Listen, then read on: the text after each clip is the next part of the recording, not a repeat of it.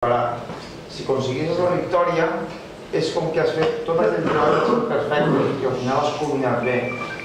A vegades no guanyes una cursa i fas segon o fas tercer, però també consideres que a la millor hi ha hagut un rival, els rivals que t'han guanyat han estat més superiors a tu, perquè sigui físicament han arribat millor que tu o simplement perquè són millors que tu.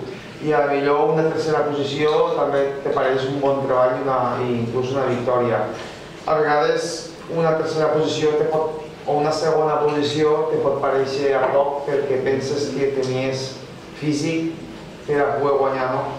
És una mica relatiu, però normalment, evidentment, te sentes molt bé perquè per això has entrenat. Quins són els vostres patrocinadors actuals? Quins són? Doncs tinc la sort de tenir la majoria de patrocinadors que són de fora del país. Tinc patrocinadors de Suïssa, del Japó, tinc patrocinadors de Costa Rica, tinc patrocinadors de Catalunya, tinc patrocinadors d'arreu del món. Com vas entrar a teu equip? El meu equip no és un equip. El món del mountain bike funciona de dues situacions, de dues maneres, dues formes. I una és, hi ha equips i hi ha corredors que són autònoms. Autònom vol dir que ets tu mateix, o sigui, tot passa per tu. Jo no corro un equip, sí que he corregut en algun moment en diferents equips, però ara mateix soc un corredor autònom que té els seus sponsors personals. És més complicat poder ser un deportista autònom en els teus sponsors principals perquè hi has de tindre alguna més per a poder estar en aquest sector. Un deportista amb sponsors personals normalment, econòmicament, guanya més diners perquè ja no és un equip que el gestiona, sinó que té la capacitat ja de poder triar al mercat, al mercat de gent que l'esponsoritza, però clar, per això has de guanyar una sèrie de competicions que altra gent no pot arribar. Com t'ajuden els patrocinadors?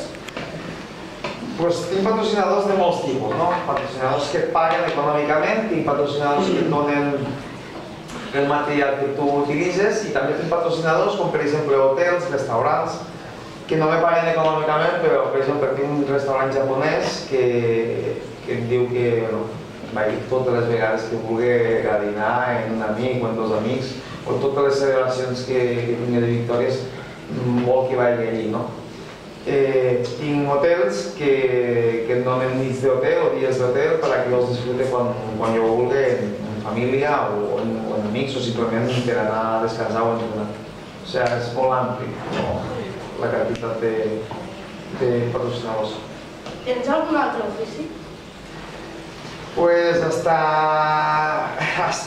este any, sí, jo tinc un taller de cotxes que abans de ser ciclista professional ja el tenia i bueno, fins a este 31 de desembre encara el tindré, però a partir de l'1 de gener ja no, perquè marxo a viure a un altre país i només me dedicaré al deport. Què penses fer quan et jubilis? Igual no em jubilo. No sé, m'he de complicar la vida. Sí que has de pensar una mica en el dia de demà, sobretot a la vostra edat, intentar pensar perquè teniu molts anys a viure, però a la meva edat, no és que sigui molt gran, però soc bastant més gran que altres, intento viure més el dia a dia, disfrutar del dia a dia i inclús a vegades de les petites coses. No hi penso en el dia que em jubilaré, de moment estic disfrutant el moment perquè el moment és bonic i vull estar centrat al moment que estic. Recomanaries el teu esport als que són més joves? Per què? Totalment, per dues coses, perquè si mai arribes a ser un deportista professional pots viure tan bé econòmicament, però jo crec que més que econòmicament el bonic és és poder tenir la capacitat de viatjar, de conèixer països, de conèixer persones. Si te quedes...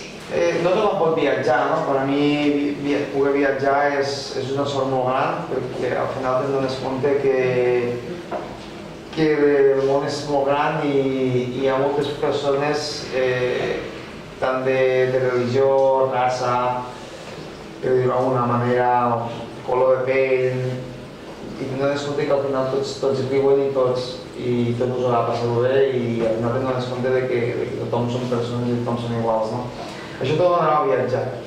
Quan tu t'aniràs, per exemple, a l'Àfrica i veuràs gent, per exemple, àrabs, gent que de pell són negres, o vas a Àsia i veuràs xinesos, de Pakistan, de molts països, i donaràs compte que al final la condició exterior és exactament el mateix. O sigui, a tothom us agrada riure, a tothom us agrada passar bé, a tothom us agrada menjar, i crec que el bo del deport és això, la capacitat que tens de viatjar i conèixer el món.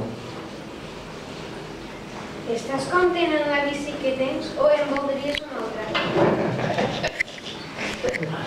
Estic content perquè tinc una de les millors marques del món de bicis que m'esponsoritza, és una marca suïssa, és BMC, és aquesta marca. Per a mi són les millors, per tant tinc la sort de poder... Tinc moltes marques que me poden patrocinar i estic en esta perquè realment és la que més m'agrada. Estic content, sí, estic content perquè t'he dit i perquè durant l'any estreno moltes bicis, no? Al final, pues, hem d'anar variar tot l'any, però tinc la sort de poder tindre tota classe de material.